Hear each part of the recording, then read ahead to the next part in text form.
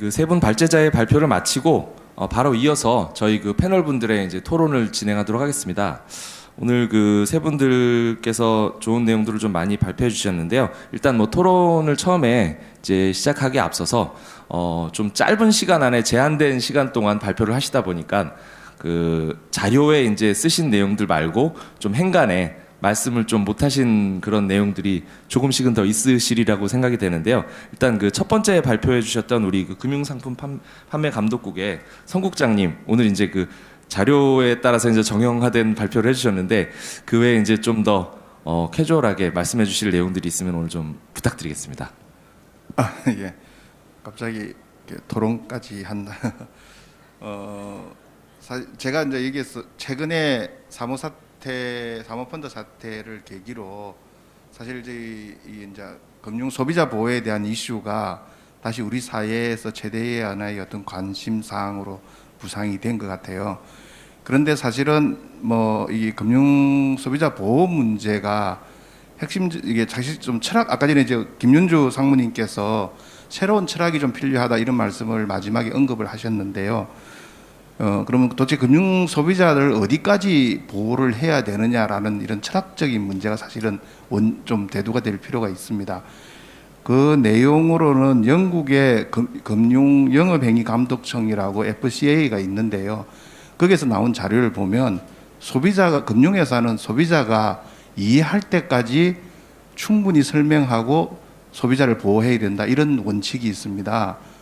이 원칙은 뭐냐면 금융회사가 거래하는 소비자가 워낙 다양하기 때문에 그 다양한 소비자들의 이해와 만족도를 금융회사가 충분히 제공할 수 있도록 선제적으로 사전적으로 준비를 해야 된다는 겁니다. 그러니까 지금 현재 이제 저희들 고난도 영업행위 준칙이나 비예금 영업행위 준칙을 이런 만든 배경이 이제 금융회사한테 소비자의 이해와 이익을 어떻게 충분히 조직적으로 보호할 것인가, 이런 부분들을 경영의 철학에 충분히 담아서 앞 준비를 해달라고 하는 취지입니다. 예. 네, 이정주 부장님 혹시 뭐 추가 발언 있으시면 좀 말씀해 주시죠. 네, 지금 국장님, 성수영 국장님 말씀이 있으셨습니다만, 그래서 저희가 이제 사실은 뭐 영업 추진을 할 때 평가하는 시스템을 기동하는 게 사실은 굉장히 현장에 피부에 와닿을 것 같아서 저희들은 과정의 정당성, 절차의 정당성, 이런 거에 대해서 정말 올해는 매우 강력하게 조직 거버넌스도 갖추고 현장 점치도 점검도 하면서 모든 과정에 있어서 고객의 소비자의 권익을 지켜주고 피해를 최소화하는 데 충실하고 있는지, 그렇게 준수하지 않은 경우는 모든 평가에서 다 제외하거나 오히려 더 불이익을 받도록 하는 그렇게 체제를 하고 있거든요. 그러다 보니까 재미있는 에피소드들은 이런 영업 행위를 하면 이게 정당한가요, 아닌가요를 질문하는 경우들이 상당히 많이 있습니다. 그럴 때 저희들이 뭐 가이드를 주거나 그러지는 않고 마음에 양심껏 정말 고객의 입장에서 충분히 설명하고 안내하고 권유해 드렸고 그거에 대해서 피드백 했는지를 느끼도록 그렇게 지도하고 있습니다. 네. 마지막으로 이제 우리 김윤주 상무님께는 제가 질문을 좀 드리려고 하는데요. 이제 아까 충분히 많은 내용을 설명해 주셔가지고 사실 이제 아까 그 말씀하셨던 것 중에 제일 마지막에 흥미로웠던 부분이 이제 뭐 기존에 오늘 말씀해 주셨던 내용들이 사실은 이 불안전 판매라든지 아니면 뭐 고객 보호라든지 이 주제가 굉장히 올드하고 오래된 주제인데 근본적으로 지금 해결이 잘 안 되죠. 왜냐하면 뭐 그 근본적인 루트 코즈가 다 사람에게 달려 있기 때문에 이게, 그리고 또 비재무 리스크의 영역이기 때문에 굉장히 그동안 뭐 바젤의 운영 리스크라든지 아니면 뭐 사벤옥슬리 액트라든지 아니면은 또 우리 내부 통제, 인터널 뭐 컨트롤, 여러 가지 이름으로 규제도 있었고 그동안 뭐 수많은 프로젝트들을 금융기관들이 많이 해왔는데, 사실 이번에 또 사태들 터진 거 보면은 이게 근본적으로 막는다는 게 쉽지는 않구나라는 걸 다시 한번 이제 느끼게 됐는데요.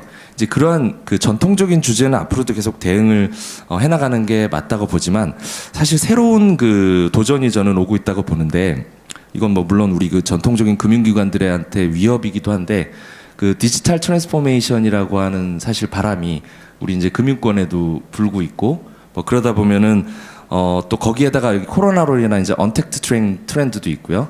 그래서 과거에는 뭐 다 대면으로 이제 이루어지던 부분들이 예를 들어서 뭐 비대면의 어떤 위주로 간다라든지 그 과정에서 이제 여러 가지 금융 기법들이 굉장히 바뀌는 어떤 핀텍의 어떤 또 그 트렌드라든지 그래서 이러한 부분들이 이제 도래를 하게 됐을 때 과연 그 새로운 어떤 핀텍 그 다음에 전통적인 금융기관 이들에게 대해서 우리 그 내부 통제라고 하는 관점에서 어떠한 좀 그 이슈들이 예상이 되고 그다음에 또 그런 것들을 어떻게 앞으로 대응해 나가야 될 것이며 사실 그런 것들에 대해서 실제 제도나 아니면 입법적인 측면에서 아직 아마도 많은 고민이 안 되어 있을 가능성이 상당히 저는 높다고 보는데 새로운 트렌드니까 그런 부분들에 대해서는 이제 어떤 전문적인 컨설턴트로서 어떻게 생각하시는지 좀 답변 부탁드리겠습니다.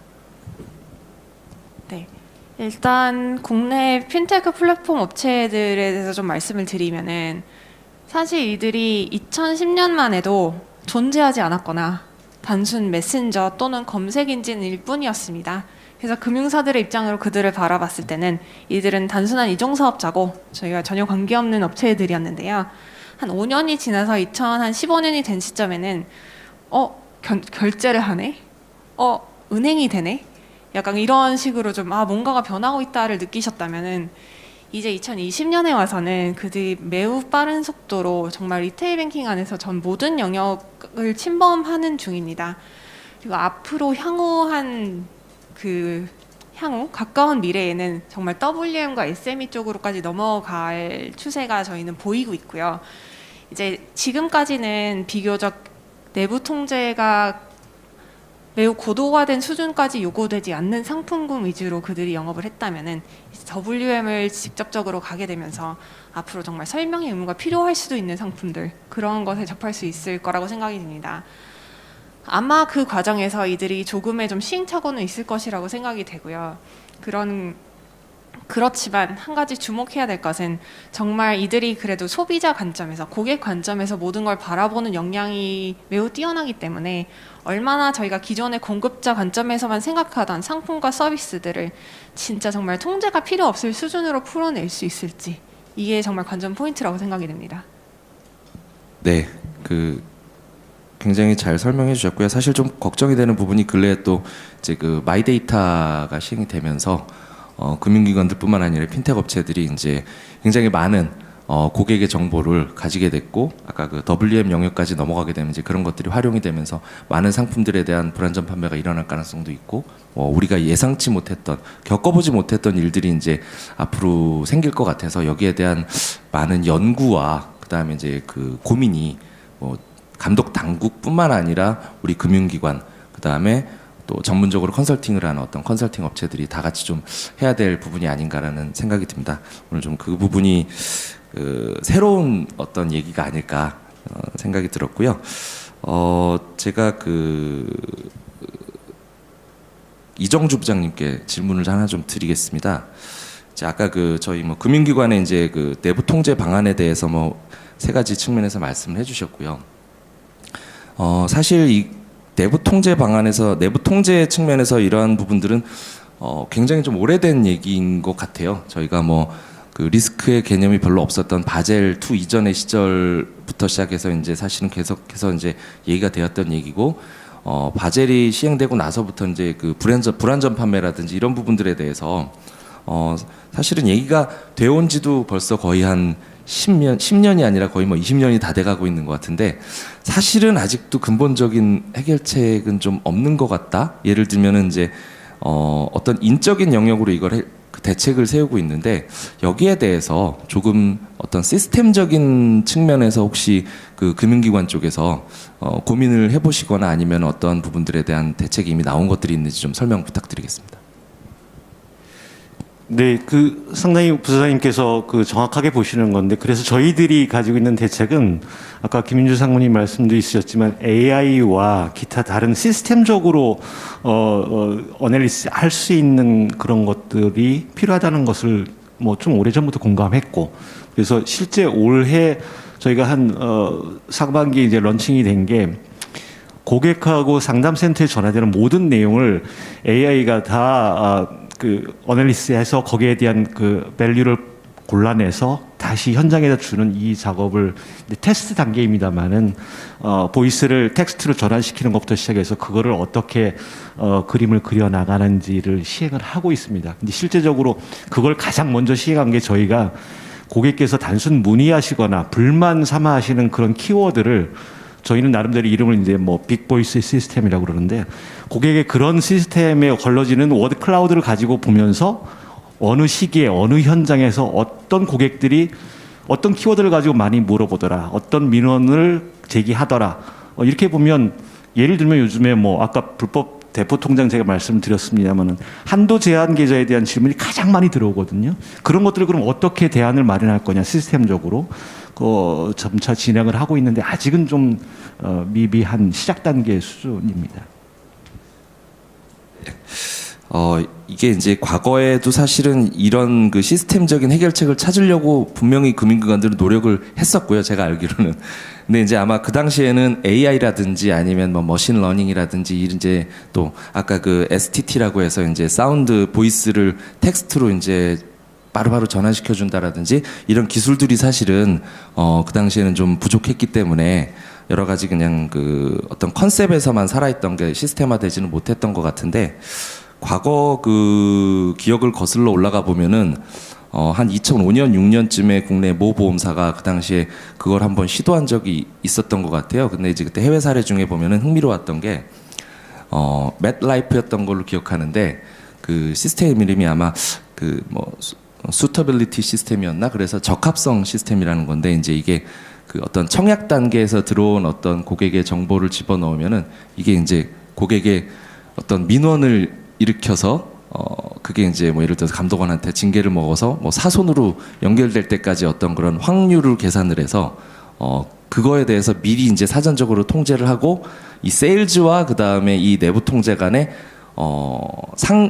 그 윈윈 관계라고 하나요? 예, 윈윈 관계가 될 수 있게 만든 어떤 게이트웨이를 만드는 이제 그런 프로젝트를 했던 적이 있어요. 어디 고객사라고 제가 말씀을 드릴 수는 없겠지만, 굉장히 이제 선진화된 보험사겠죠, 그 보험사는. 예. 근데 어쨌든 뭐 그런 것들이 그 당시에는 어떤 그 종속 변수하고 어떤 뭐 그런 그 간의 어떤 이항 분포 형태의 어떤 그런 함수를 만들어서 그 당시에 이제 그런 로직을 만들고, 그다음에 뭐 계량적인 분석도 하고, 사실은 또 거기에 들어가기 위한 여러 가지 그 정성적인 분석을 통해서 이제 그런 그 적합성 시스템이라는 걸 만들어서 아마 고객 그 센터에서 아마 그거를 제가 알기로는 그 당시 뭐 챔피언 벨트 프로젝트로 해서 실행을 했던 걸로 알고 있고요. 근데 어쨌든 뭐 그게 그 당시에는 잘 된 부분도 있고 안 된 부분도 있는데, 그 당시에는 이제 이 기술이 사실은 따라주지 못해서, 그게 사실은 지금은 AI가 머신러닝 로직을 조금만 더 적용하면 굉장히 쉽게 되는 게 그 당시에 되게 소위 말해서 통계 패키지로 엄청난 시간을 돌리고 막 그런 일을 했었던 것 같습니다. 그래서 그런 부분들이 이제는 좀 가능하지 않을까라는 그런 생각이 드는데, 혹시 뭐 그 제가 말씀드리는 거 말고 혹시 우리 김윤주 상무님 관련해서 다른 사례 또 알고 계신 게 있으신가요? 네, 한 가지만 말씀을 드리겠습니다. 그 AI를 금융에 적용할 때 제약이 어느 정도는 있어야 된다고 생각이 되고요. 특히 이제 소비자에 영향을 줄 수 있는 결정, 이런 데 들어가는 알고리즘 같은 경우에는 그 순수한 블랙박스 형태로 들어가면 오히려 위험하고, 이게 이제 통제가 안 될 확률이 매우 높습니다. 그래서 따라서 소비자에 접한 그 의사결정들은 어느 정도의 정말 인간의 디자인과 인간의 좀 설명력이 필요한 영역으로 생각이 됩니다. 요즘 이제 네이버 쇼핑을 만약에 보시면은 AI 템즈라고 이제 그 사용자가 구매했던 아니면은 조회했던 항목을 기반으로 정말 100% 머신으로 레코멘데이션을 내는데요. 그런 것들이 금융에서 적용되기는 일단 좀 어려울 것 같긴 합니다. 그러나 이제 내부 통제처럼 정말 수많은 고객과의 콜 로그를 분석한다든지, 정말 저희의 정말 수기 작업으로 어차피 샘플링으로 진행될 수밖에 없는 것을 그 머신러닝으로 통해서 좀 더 효율적으로 진행한다든지는 충분히 적용 가능한 영역인 것 같습니다. 맞습니다.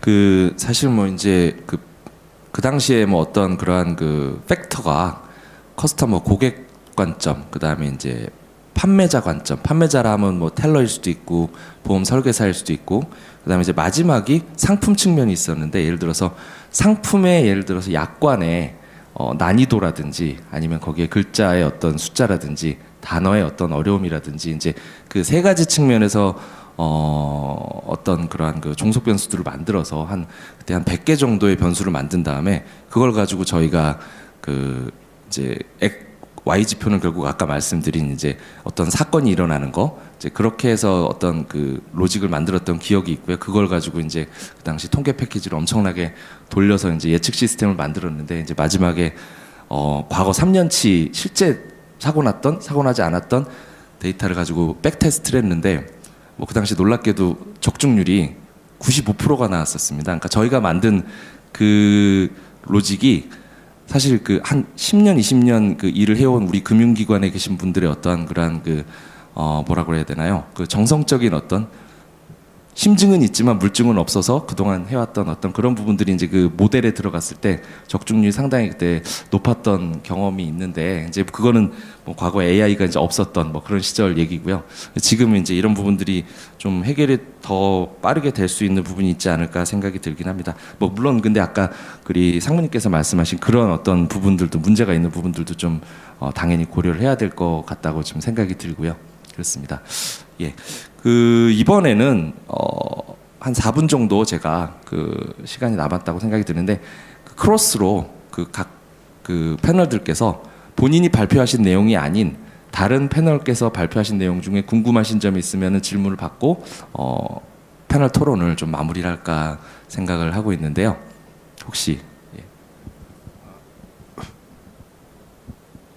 지금 신한은행 이제 이정주 부장님이 발표하신 내용 중에서요.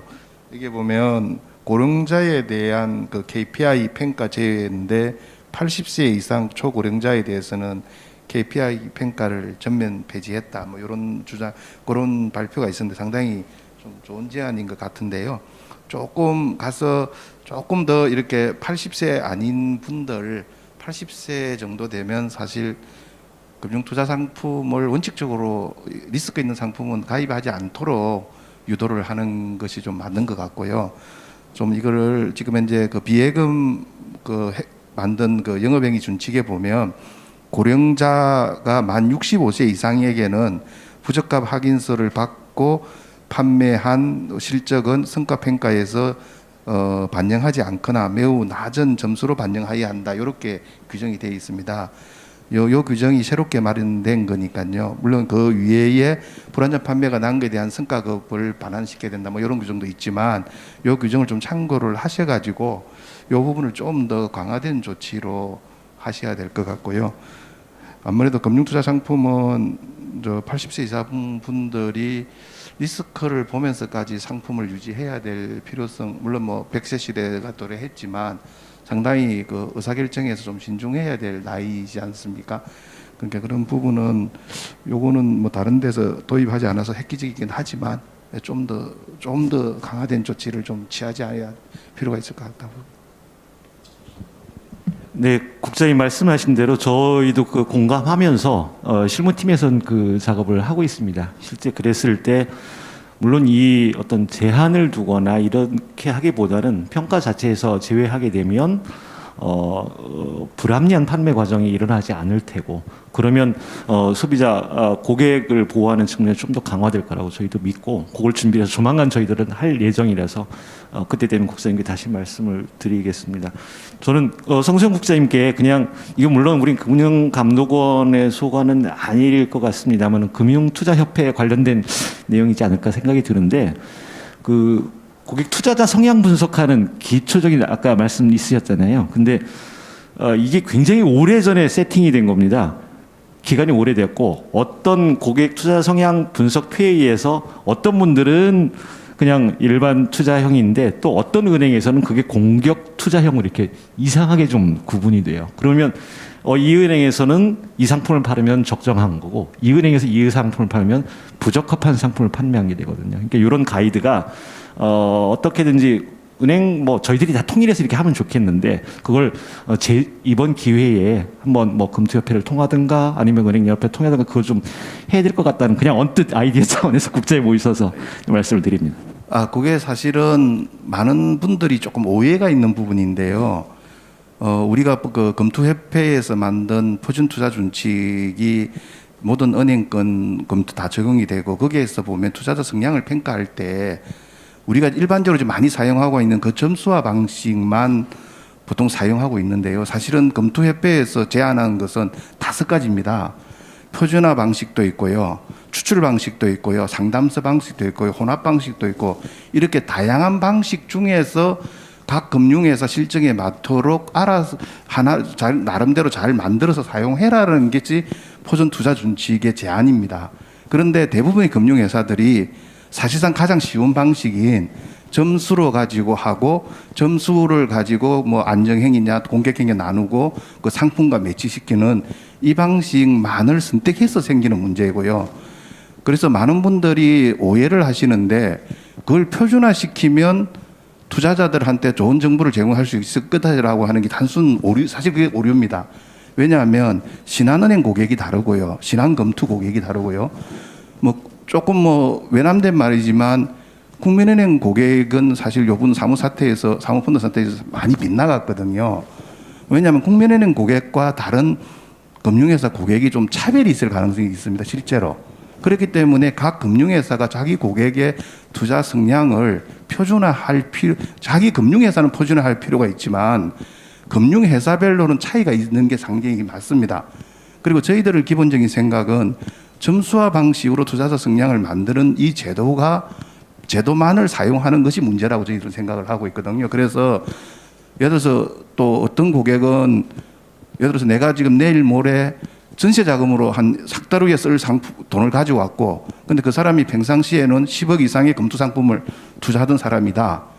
그런데 그 사람이 평상시에 투자 성향 가지고 분석을 하면 공격행위 나와요. 근데 요번에 가져온 이 3억은 전세 자금이란 말입니다. 이 자금만을 가지고 분석을 하면 이 사람은 매우 안전행위 되어야 됩니다. 그러니까 사실은 지금 현재 투자자 성향 분석은 이 자금별 성격과 그 사람의 평상시에 투자 관행과 매치가 잘 안 돼요. 그러니까 사실은 각 금융회사가 자기 고객에 맞는 실정의 그 투자 성향 분석을 만들어내야 됩니다. 그리고 해외 사례도 감독 당국이나 금투협회에서 공식적으로 표준화된 투자 성향 분석법을 만들어준 나라가 거의 없는 걸로 저희들이 알고 있습니다. 그리고 그런데도 각 외국에 있는 분들 많은 사고도 터지지만 또 많은 글로벌 금융회사들이 소비자의 이익을 대변하는 불안전 판매를 예방하는 시스템을 만들고 있거든요. 그렇기 때문에 이 부분은 좀 명확하게 표준화시키고 통일하자라고 한 이 제안이 많은 군데서 올라오고 있는데요. 적어도 제가 경험한 바로는 그것은 오해에서 비롯되고 오히려 방향이 잘못되는 수도 있다 이런 말씀을 좀 드립니다. 네, 혹시 마지막으로 시간이 얼마 안 남았는데요. 우리 김윤주 상무님 혹시 뭐 다른 패널 분들께 궁금하신 거 있으신가요? 사실 국장님께 궁금한 점이 있는데요. 혹시 그 핀테크나 플랫폼 업체 정말 투자상 비예금 상품들이 이제 앞으로 많이 만들게 될 텐데 그것에 대한 규제 방향 어떻게 생각하시는지 궁금합니다. 그 부분은 사실은 금융위원회 정책 당국자가 좀 이야기를 해야 될 문제이기 때문에 제가 좀 말씀드리기 좀 조심스럽긴 한데요. 사실은 저희들 뭐 네이버 통장이라든지 그다음에 보험 가격 비교 정보 시스템 네이버라든지 토스나 카카오 이런 데서 네이버는 준비하다가 지금 서로 이렇게 갈등들이 좀 생기고요. 또 여러 군데에서 비슷한 상품들의 그 소위 말하는 온라인 플랫폼과 금융이 융합하는 행태의 어떤 그 금융 그 상품 판매 구조가 지금 계속 생기고 있거든요. 1차적으로 IT를 하시는 분, 온라인 플랫폼을 하시는 분들은 이게 이제 배달의 민족이나 이런 소위 말 기존에 가지고 있는 그 플랫폼 있잖아요. 그 전자상거래가 아닌 일반 배달의 민족과 이런 그 상품 판매와 연결되는 그 플랫폼을 위주로 생각을 많이 하시는데요. 금융은 기본적으로 규제 산업이거든요. 안 그래도 소비자 피해가 발생하는 이 문제를 본질적으로 방어하면서 상품을 팔아주는 이런 행태에 대해야 됩니다. 그래서 일단 그분들이 기본적으로 금융 상품에 대한 그 소비자 보호에 대한 철저한 대비를 하면서 그런 산업에 진출을 해야 되지 않느냐라는 큰 그림은 있고요. 현재 뭐 디지털 헤비웨어라든지 이런 것들이 논의가 되기 때문에 그 과정에서 아마 거기에 대한 논의들이 계속되고 있을 것으로 생각되고요. 일단 사실 저희 저희 금융상품 판매 감독국도 그 이슈를 좀 팔로우를 좀 하고 있습니다. 하고 있어서 저희들도 상당히 그 중요한 과제로 앞으로 중요한 과제라고 생각합니다. 예. 네, 시간이 어느 정도 좀 됐기 때문에 일단은 그 우리 발제자분들의 그 패널 토의는 잘 들었습니다. 사실 이야기를 하려고 하면 하루 종일 해도 사실 끝이 없이 할 수 있는 얘기들이 나올 수 있을 것 같아서 오늘 시간 관계상 이 정도에서 좀 마무리를 하려고 합니다. 일단 그 저희 오늘 그 포럼을 시청해주신 우리 여러분들께 너무 감사드리고요. 오늘 또 발제를 맡아주시고 그 다음에 또 패널 토의까지 이렇게 해주신 발제자분들께도 다시 한번 감사드립니다. 이것으로써 저희 더벨 리스크 매니지먼트 포럼을 모두 마치겠습니다. 감사합니다.